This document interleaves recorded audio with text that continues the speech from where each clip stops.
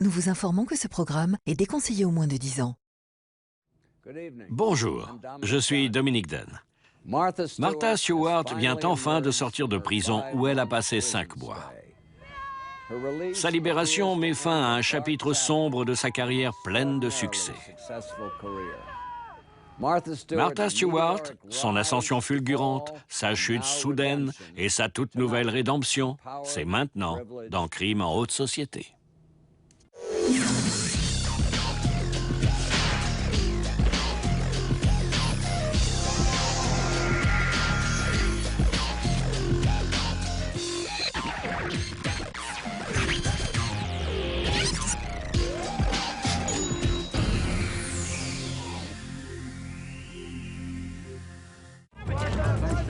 This morning, the federal grand jury returned a 9-count criminal indictment against Martha Stewart and Peter Bukanovic. C'est un rebondissement ahurissant dans une histoire déjà stupéfiante. Ms. Stewart and Mr. Bukanovic voluntarily surrendered earlier today and are expected to appear in court at about 3 o'clock this afternoon. Quelques mois plus tôt, lors d'une enquête sur un PDG de Wall Street soupçonné de délit d'initié, des procureurs fédéraux font une découverte surprenante. Le gouvernement a récupéré les registres du PDG et y a trouvé le nom de Martha Stewart. Cette découverte déclenche alors l'acharnement des médias et une enquête du FBI sur les affaires de cette femme qui s'était bâtie un empire en prônant les bonnes manières et le style. On a affirmé qu'il y avait eu conspiration. Était impliquée Martha Stewart et 2 autres personnes au sein de Merrill Lynch. L'une de ces personnes a décidé de collaborer avec le gouvernement. Ce témoignage, ainsi que les documents découverts par le gouvernement, mènent au début des poursuites, le 4 juin 2003. Si le gouvernement parvient à prouver ces accusations, Martha Stewart risque de passer un bon moment en prison. Elle ira sans doute en prison, et pas seulement en maison de transition. Un tel verdict détruirait l'image publique de Martha Stewart, qui vend des centaines de millions de dollars de produits dérivés à son nom. Le problème, c'est que ces produits ne présentent pas la vraie Martha Stewart. C'est une image de marque. C'est un personnage fictif qui n'a rien à voir avec la vraie vie de Martha Stewart, tout comme les personnages utilisés par les marques.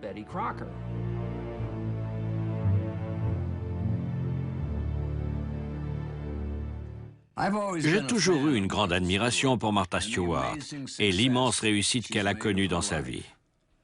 Il se trouve que je suis aussi un de ses amis. Il y a quelques années, j'ai déjeuné chez elle sur la terrasse de sa superbe maison dans le Maine, dont l'ancien propriétaire n'était autre que le fils d'Henry Ford. En regardant le port juste en dessous, rempli de yachts luxueux, je lui ai dit « C'est fantastique, Martha ». Elle m'a répondu, sans la moindre vantardise, « Il y a 20 ans, je n'étais qu'une simple restauratrice. » Il est clair que Martha avait fait du chemin. Martha atteint le succès en vendant une image haut de gamme d'un certain confort anglo-saxon. Mais paradoxalement, elle n'est pas née avec une cuillère d'argent dans la bouche. Il faut bien garder à l'esprit que Martha Stewart n'est pas née dans les quartiers chics. Loin des pelouses soignées de la haute société du Connecticut, Martha Kostira est née dans le New Jersey de parents catholiques d'origine polonaise. Martha a toujours été très créative. On jouait souvent dans le grenier chez ses parents ou dans le jardin. On jouait à se déguiser. Dans son quartier, les autres enfants l'appellent la pauvre Martha parce qu'elle doit confectionner elle-même ses vêtements. Elle jouait souvent du piano ou elle jardinait avec son père. Elle a toujours été très créative. Pour mon mariage, elle m'a fait ce petit sac en forme de tulipe. Je n'aurais jamais cru que Martha deviendrait aussi célèbre. Je suis vraiment contente d'avoir gardé le sac. La maison de son enfance ressemble à toutes les autres, dans ce genre de banlieue résidentielle d'après-guerre. Mais derrière la porte du 86, Elm Place à Nutley, dans le New Jersey, les tensions familiales sont grandes et Martha Stewart en portera des séquelles tout au long de sa vie. Chez Martha Stewart, on était loin de la famille Ingalls. La situation familiale était extrêmement difficile. Sa famille manquait constamment d'argent et il y avait beaucoup d'enfants. Le père de Martha, Eddie Kostira, fait faire à ses 6 enfants toutes les tâches domestiques. Ils apprennent ainsi à travailler le bois et à cultiver un potager. Ils n'aimaient sûrement pas ça à l'époque. Pendant que les autres enfants jouaient dehors, ils devaient écouter leur père en train de leur expliquer toutes ces choses. Mais au final, ça a payé. La famille d'Eddie aurait voulu qu'il devienne médecin. Mais après plusieurs emplois dans la vente, le père de Martha est devenu aigri et frustré et réputé pour son mauvais caractère. Ce sont les parents de Martha qui lui ont appris à cuisiner. Ils lui ont aussi appris à hurler sur les gens. Elle a appris tout ça à Nutley, dans le New Jersey, avant même d'avoir 10 ans. Au lycée, Martha a déjà une grande ambition et une immense énergie. Elle est brillante et fait partie des 2 seules filles dans son cours de mathématiques. Dans son livre scolaire, elle a inscrit sa devise « Je fais ce qui me plaît et ce que je fais me plaît ». Elle se concentrait sur ce qu'elle voulait. Elle voulait faire des études et réussir. À 20 minutes de Nutley, les lumières de Manhattan attirent Martha. Au lycée, elle commence à poser pour des magazines. Cette petite médiatisation et l'argent qu'elle lui rapporte lui donnent le goût de la vie face à la caméra. Martha reçoit ensuite une bourse pour le Barnard College à New York, une école d'arts libéraux réservée aux femmes. En 1961, elle épouse un étudiant en droit de Yale, Andy Stewart. 4 ans plus tard, le couple a une fille, Alexis. Martha a 24 ans. Mais Martha Costira Stewart n'est pas épanouie dans cette vie de mère au foyer. En 1968, elle obtient sa licence de courtière en bourse et devient l'une des premières femmes à Wall Street. Quand c'est devenu branché de travailler à Wall Street en mini-jupe, elle y était déjà. Pour une femme, travailler dans ce réseau très masculin n'a pas dû être facile. Je me rappelle cette époque des complets rayés, les déjeuners arrosés au club, les transactions dans les bars branchés. C'était un univers très masculin. Il fallait être une femme à poigne pour se faire sa place. Et elle y est arrivée. Au milieu des années 70, après 5 ans passés à travailler à Wall Street, Martha quitte New York avec Andy pour s'installer à Westport, dans le Connecticut. Aujourd'hui, cette ville fait partie de la Gold Coast du Connecticut, où vivent certaines des familles américaines les plus aisées. Mais en 1974, c'était encore une banlieue tranquille de classe moyenne. Cette année-là, à 33 ans, Martha lance sa propre entreprise de restauration. Et là encore, elle se trouve au bon endroit, au bon moment. Elle faisait de délicieux cookies et elle les vendait sur un petit stand à Westport. Et les gens venaient exprès à Westport le samedi pour acheter les cookies de Martha Stewart. Elle n'était pas encore célèbre, mais ses cookies l'étaient. La carrière de Martha Stewart débute dans sa petite cuisine de Westport et va devenir l'une des histoires les plus incroyables du business américain. Mais sa réussite précoce est alors marquée par un bouleversement personnel qui va l'anéantir. Au milieu des années 70, Martha Stewart et son mari Andy ont quitté New York et Wall Street pour s'installer à Westport, dans le Connecticut. Martha lance son entreprise de restauration et les talents de cuisinière qu'elle a acquis dans son enfance aux côtés de sa mère sont rapidement payants. Tout le monde voulait que Martha Stewart s'occupe de leur réception. Elle devient rapidement la restauratrice en vogue pour le beau monde de Westport. Et pourtant, elle n'y va pas de main morte sur les prix. Elle est chère, mais aux yeux de ses clients, cela la rend encore plus attractive. En 1982, Martha Stewart publie son premier livre intitulé « Entertaining ». Il s'agit d'un manuel d'instruction pour faire d'une soirée un moment amusant et stylé. Le livre rencontre un succès immédiat et est encore imprimé de nos jours. J'ai été le premier à voir le livre. J'ai ouvert le paquet et j'ai tout de suite appelé Andy en lui disant « J'espère qu'ils en ont imprimé en quantité parce que ça va avoir beaucoup de succès ». Elle explique comment recevoir 50 personnes pour un brunch, ou bien 300 personnes pour un cocktail dans l'après-midi. C'était ça, ces livres. Et c'était hallucinant, parce que jamais personne n'avait rien publié de semblable. Mais d'après un ami proche d'Andy Stewart, vivre avec Martha n'est pas aussi facile qu'on pourrait le croire. D'après ce que je savais par son mari, elle était évidemment très créative, excellente jardinière et cuisinière. Mais elle pouvait aussi être difficile à vivre. Elle ne tolérait aucune faiblesse, aucune hésitation. Il semble que les fantômes de son enfance n'aient pas fini de hanter Martha. Elle a en quelque sorte reconstitué le foyer dans lequel elle avait grandi à Nutley, dans le New Jersey. Avec un père autoritaire, difficile à gérer et dominateur, et une mère au comportement passif, agressif. Ces rôles étaient inversés chez Martha et Andy. Elle est devenue le père et lui la mère. En 1987, Martha a déjà publié 4 ouvrages. Cette année-là, une grande chaîne de supermarchés s'adresse à elle afin de faire reluire son image de marque bon marché en vendant des produits plus sophistiqués. Un tel arrangement lui permettrait de devenir riche et encore plus célèbre. La vie de Martha, en tout cas en surface, semble être un succès éclatant. When you set a table, when you stuff that turkey, try to think of doing it beautifully. Elle était au seuil d'une renommée nationale. Elle se préparait à partir en tournée de dédicaces pour un livre intitulé « Martha Stewart Weddings ». Cet ouvrage faisait l'apologie du sacrement du mariage aux États-Unis. Mais les tensions latentes dans son propre foyer commençaient à peser. Un jour, son mari lui a dit « Je sors prendre un café, je n'en ai pas pour longtemps ». Et il n'est jamais revenu. Martha est furieuse. Andy l'a quittée pour sa propre assistante. Des témoins l'ont vu dans sa voiture, errant à la recherche de cette femme pour qui Andy Stewart l'avait quittée. Et elle lui hurlait des obscénités. Le divorce de Martha a été très difficile. Ça a duré plusieurs années, ça ne se passait pas bien. Il y a eu beaucoup de confrontations et ça devenait parfois violent. Elle est même allée au bureau d'Andy à New York et a menacé de jeter une machine à écrire par la fenêtre. C'est le genre de comportement qu'elle avait. Après sa rupture en 1987, Martha concentre son énergie débordante à son entreprise en plein essor. Mais elle a maintenant la réputation d'une personne impulsive et colérique. Avec le succès et la célébrité, elle a changé. Elle est devenue moins tolérante, moins patiente.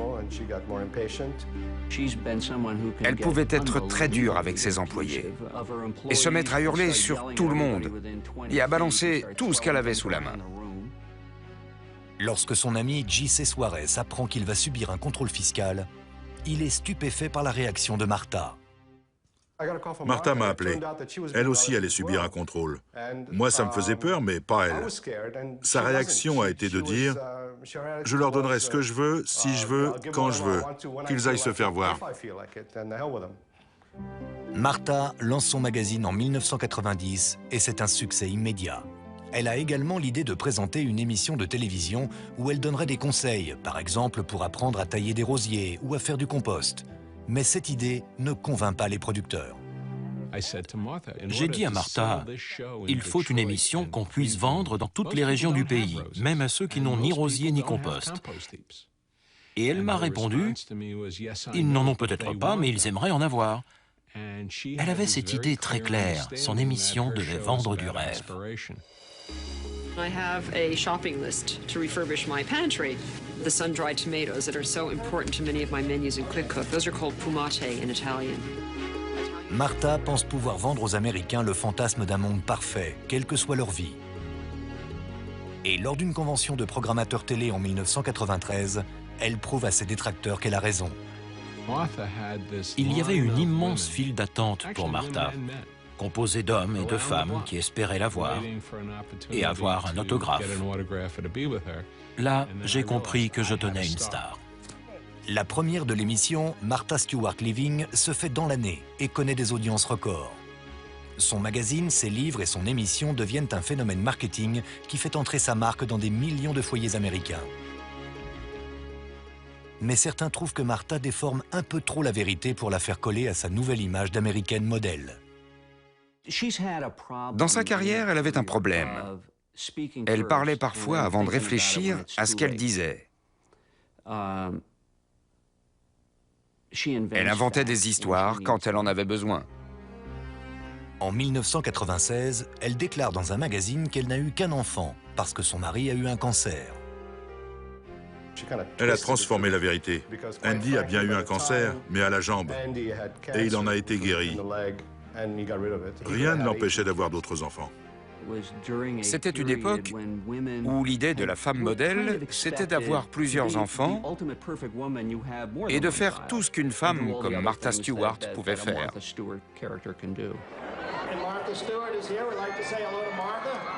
Au milieu des années 90, avec à son actif un magazine à succès, une émission de télé et une série de best-sellers, Martha Stewart a enfin atteint la réussite que son père aurait rêvé de connaître. Il lui disait toujours de viser les étoiles. Et c'est ce qu'elle a fait. Martha a vraiment du génie. Elle est partie de rien pour devenir milliardaire. Les gens étaient jaloux de Martha. Ils se disaient comment cette fille du New Jersey en est arrivée à gagner combien? 1 milliard de dollars? Celle qu'on appelait autrefois la pauvre Martha est désormais au seuil de l'univers étincelant de la richesse. Et croyez-moi, ce monde-là est plus dangereux qu'on ne l'imagine. Au mois d'octobre 1999, l'entreprise de Martha Stewart est cotée en bourse à New York. Le prix de ses actions grimpe en flèche et Martha vaut désormais 1 milliard de dollars. C'est l'apogée d'un conte de fées à l'américaine, d'une petite fille partie de rien qui arrive au sommet. Ça a vraiment été le point culminant de sa carrière. En 30 ans, elle a été mannequin, courtière en bourse, femme au foyer, et est finalement devenue un gourou médiatique milliardaire. La nouvelle fortune de Martha lui permet de s'acheter un véritable trésor de biens immobiliers. Elle possède alors des maisons à plusieurs millions de dollars dans le Connecticut, les Hamptons, à Manhattan et dans le Maine avec le paradisiaque domaine de Skylands. Sa fortune lui permet également d'entrer dans le monde très élitiste de la haute société new-yorkaise où on la voit régulièrement lors des plus grandes soirées. La scène sociale à New York est pleine de gens très puissants, très riches, très influents et souvent très intéressants. Elle était dans son élément. Ma première rencontre avec Martha Stewart a eu lieu lors d'une soirée à East Hampton. Elle m'a dit que dans sa propriété du Maine, elle avait transformé une ancienne chapelle en petit auditorium et m'a demandé si j'aimerais venir y faire une lecture un jour. Je lui ai répondu que j'en serais ravi. 3 mois plus tard, lorsque j'y suis allé, elle avait fait venir toute la ville pour m'écouter. Ce qui est sûr, c'est qu'elle savait recevoir. Mais le fait de se frotter à la richesse et à la célébrité semble transformer Martha. Avant de devenir célèbre, si on l'invitait à une soirée, elle venait sans problème. L'illustrateur Jesse Suarez présente Martha à Jackie Onassis. Et il assiste à l'ivresse que lui procure son ascension sociale. Ensuite, lorsqu'elle est devenue célèbre, elle demandait toujours qui d'autre serait là. Donc je m'efforçais de trouver d'autres célébrités à inviter pour pouvoir lui dire qu'il y aurait Jackie Onassis, par exemple. Au milieu des années 90, Martha commence à apparaître au bras d'un chercheur très connu dans le domaine médical, depuis devenu homme d'affaires, Sam Waksal. C'est l'homme le plus maléfique qu'elle ait rencontré. Waksal était sorti avec Alexis, la fille de Martha, de 17 ans, sa cadette. Il lui payait son loyer, lui donnait de l'argent. Et au final, il a réussi à atteindre sa mère. Et il est en quelque sorte devenu le caniche de Martha en société. Beaucoup de gens le connaissaient parce qu'il organisait beaucoup de soirées. Il avait un grand loft en ville, fréquentait des mannequins, des jeunes gens très en vue, très branchés, parfois même de grands acteurs. En fait, c'était un nouveau riche, lui aussi, très bling-bling, qui avait de l'argent à dépenser dans de grandes soirées. Je crois même que Mick Jagger allait à ces soirées. Mais ce n'étaient pas les soirées de Brooke Astor ou de Jacqueline Kennedy Onassis.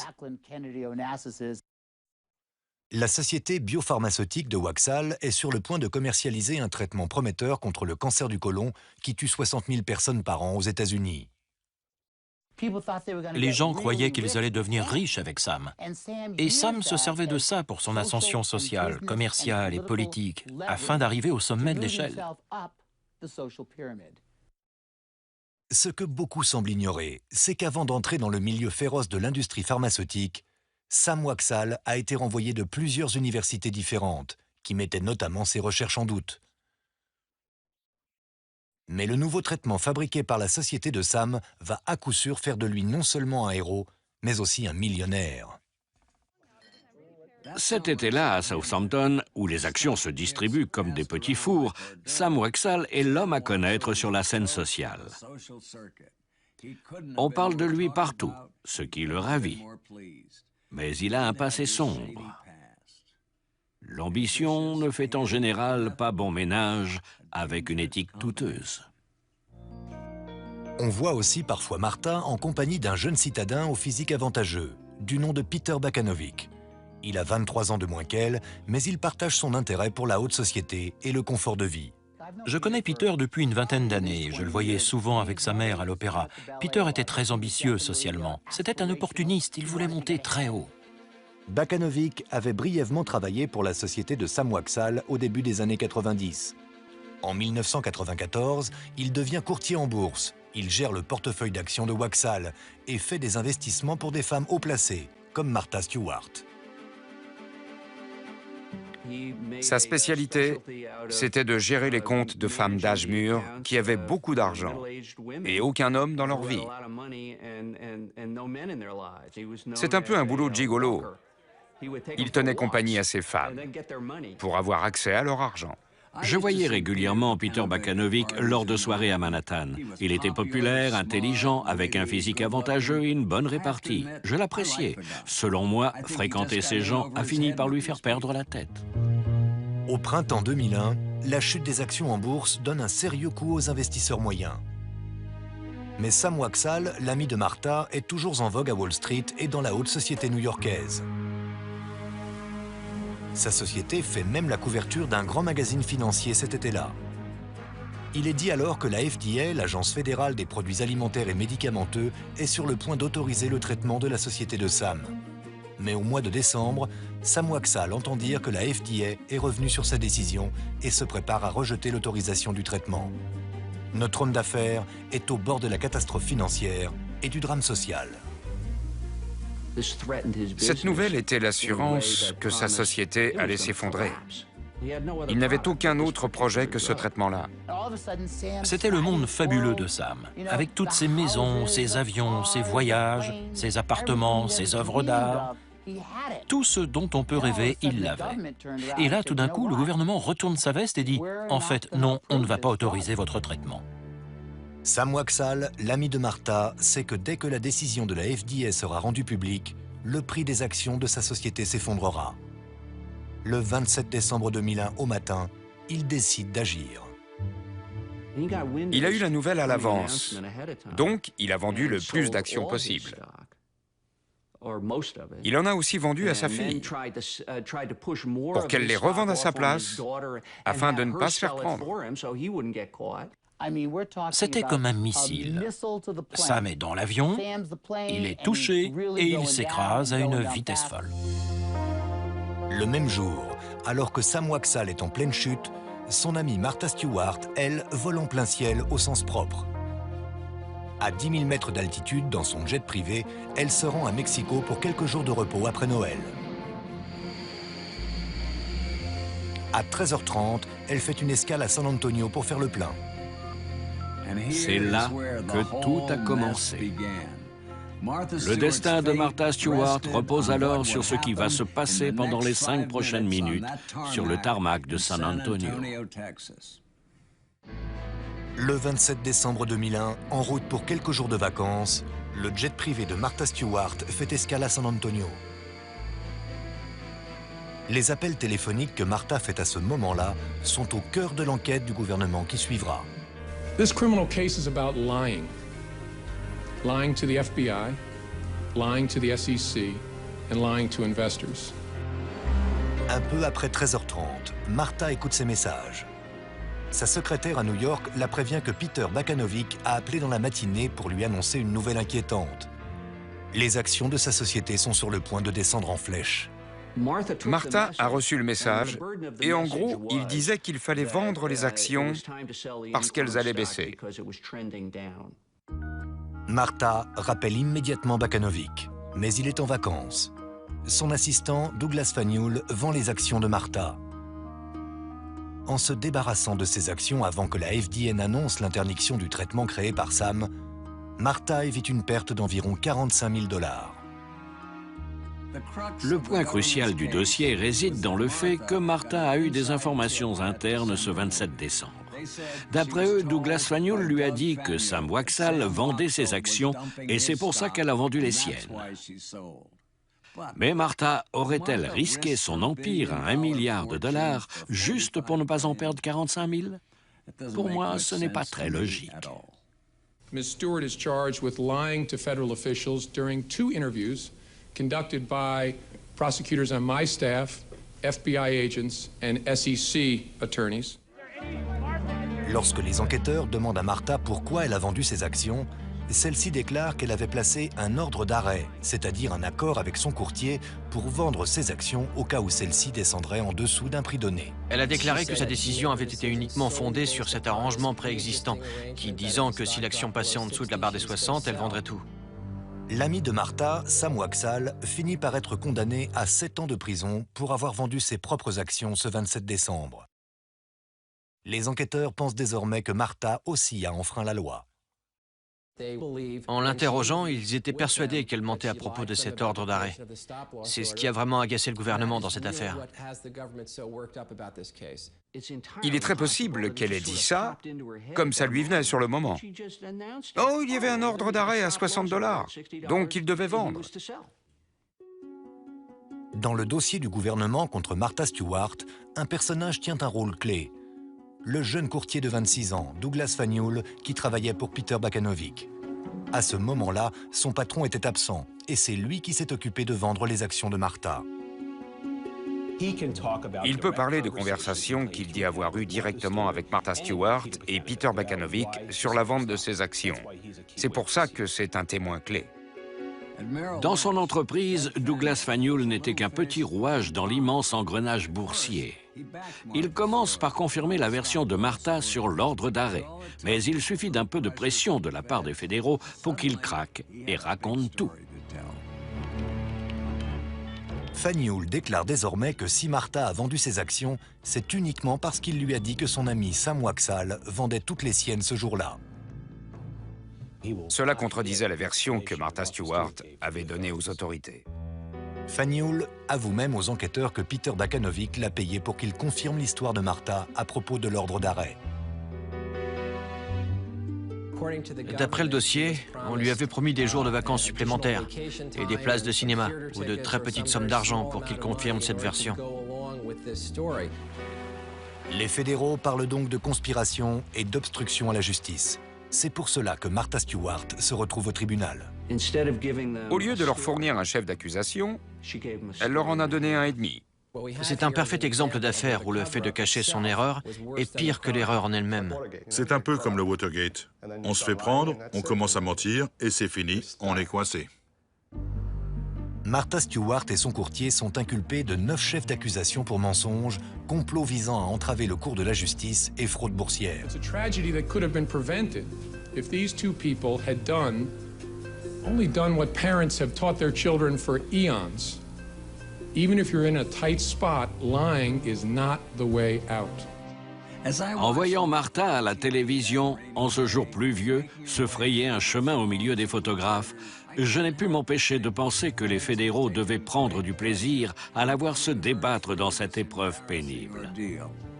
C'était comme si la perspective de réduire à néant cette légende américaine leur procurait un plaisir malsain.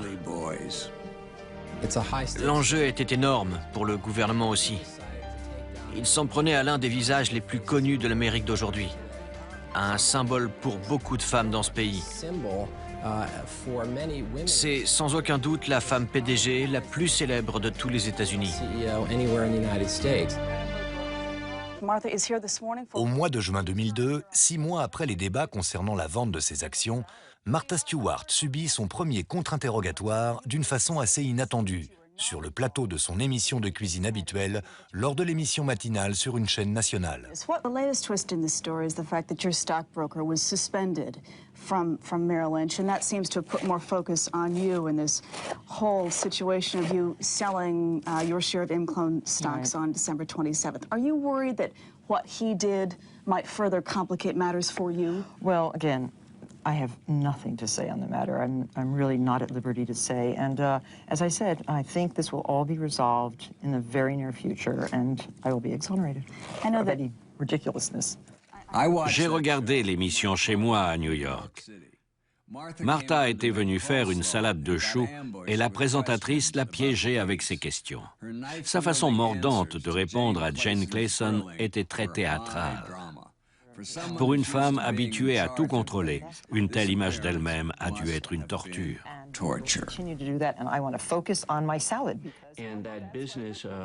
La façon dont elle éminçait son chou montrait bien son niveau d'agacement.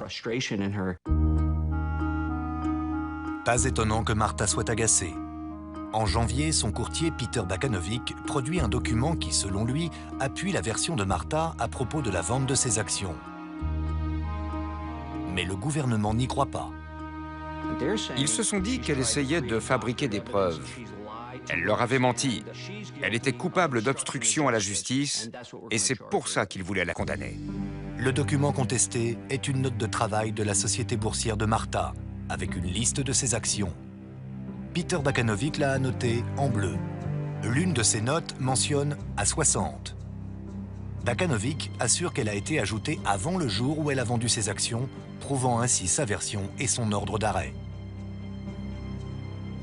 La note de Peter Bakanovic serait une bonne preuve, si elle est authentique. Mais selon le gouvernement, c'est une magouille de Bakanovic pour Martha, et il a ajouté la petite note après la vente des actions. He did that blue pen work after the investigation started, as part of his scheme with Ms. Stewart to cover up the real reason for her sale of ImClone shares. Douglas Faneuil déclare à présent qu'il n'avait aucune connaissance d'un éventuel ordre d'arrêt. Le document contesté prend donc une place centrale dans le procès de Martha Stewart. Le plaidoyer viserait donc à convaincre les jurés que cette note a été écrite après les faits, pour appuyer une version qui n'a jamais été vraie. Le jury du procès de Martha Stewart entend alors la version d'un témoin qui peut affirmer avec certitude que l'encre utilisée pour noter l'ordre d'arrêt n'est pas la même encre que l'encre bleue utilisée pour les autres marques. Robert Kurantz est l'un des rares experts en encre du pays. Pour montrer que chaque encre est unique, il marque un faux document à l'aide de 2 stylos différents. Il prélève ensuite de minuscules échantillons afin de les comparer.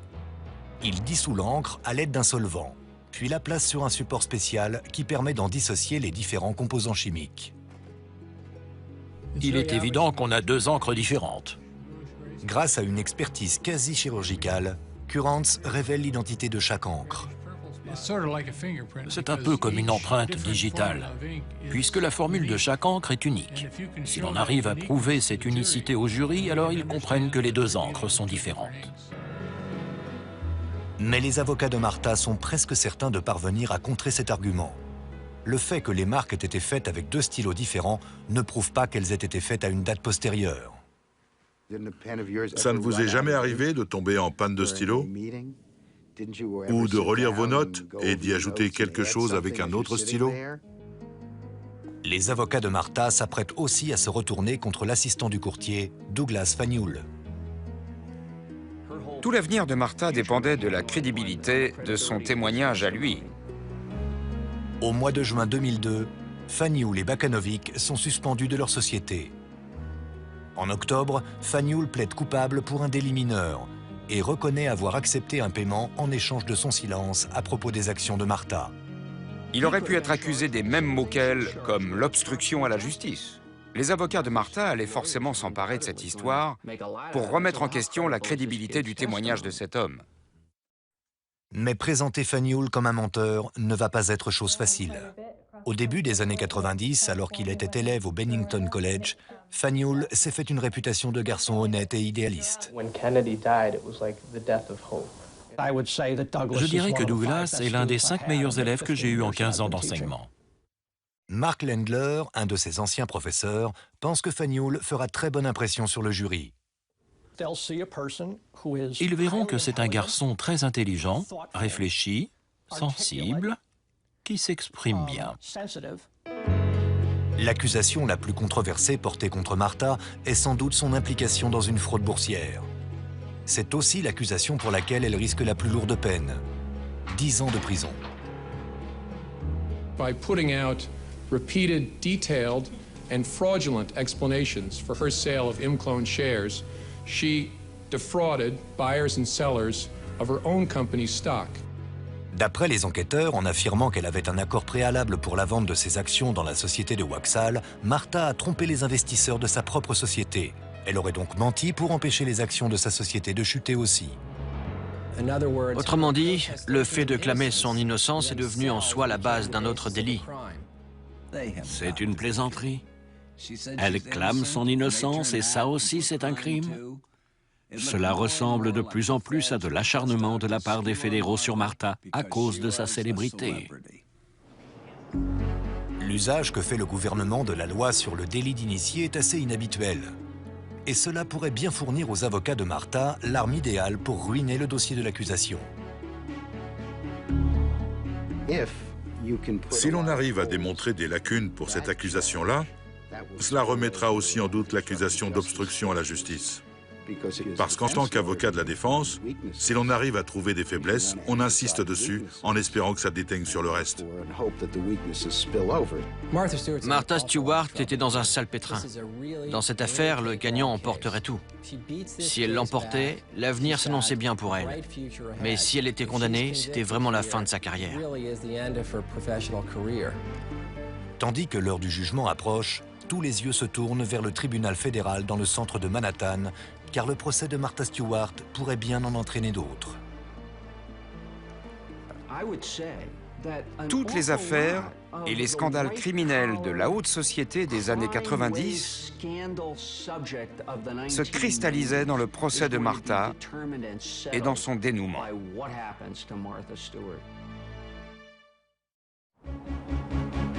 La démarche des enquêteurs ayant porté contre Martha Stewart des accusations criminelles est audacieuse.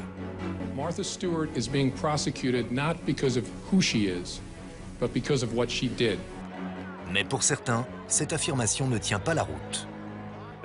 Je crois sans l'ombre d'un doute que le fait qu'il s'agisse de Martha Stewart est la raison même pour laquelle le gouvernement suivait cette affaire avec un tel acharnement et un tel zèle. La faute de Martha était sans doute réelle. Elle s'est pris les pieds dans son mensonge pour se couvrir au moment où la réputation de Wall Street se dégradait. Mais il y a de vrais méchants qui ont enfreint la loi et fait perdre des millions de dollars à leurs actionnaires et à leurs employés. Pour moi, Martha était très loin d'en arriver là. Le gouvernement n'ignore pas le fait qu'en condamnant Martha Stewart, l'histoire aura une grande ampleur et leur fera une publicité énorme. La question est la suivante. Qui a-t-il d'abusif là-dedans? Le gouvernement, en s'attaquant à une star comme Martha Stewart, prouve son bon usage de l'argent du contribuable et montre que les transactions douteuses ne sont pas acceptables, même de la part d'un symbole national. En poursuivant quelqu'un de très haut placé, le gouvernement envoie un message aux millions d'autres personnes qui pourraient avoir envie de commettre le même crime. C'est pour ça que l'accusation a décidé de s'en prendre à Martha Stewart. Mais la sévérité des charges portées par le gouvernement et les conséquences d'une éventuelle condamnation de Martha Stewart, la fin de sa carrière et jusqu'à 30 ans de prison, sont impressionnantes. Il y a beaucoup de gens très cupides qui ont soutiré des sommes d'argent inimaginables aux contribuables.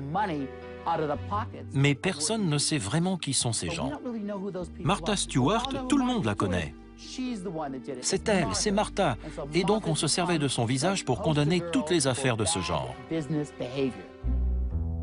Et après des mois passés à spéculer sur son éventuelle implication dans du délit d'initié, au moment de procéder à la mise en accusation, l'accusation ne mentionne pas le délit d'initié.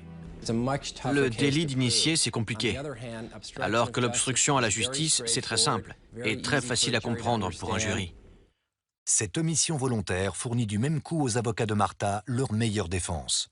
Au fond, elle n'a commis aucun crime. Elle n'avait rien à cacher. Quel est son mobile? La honte, peut-être? La honte n'est pas un crime.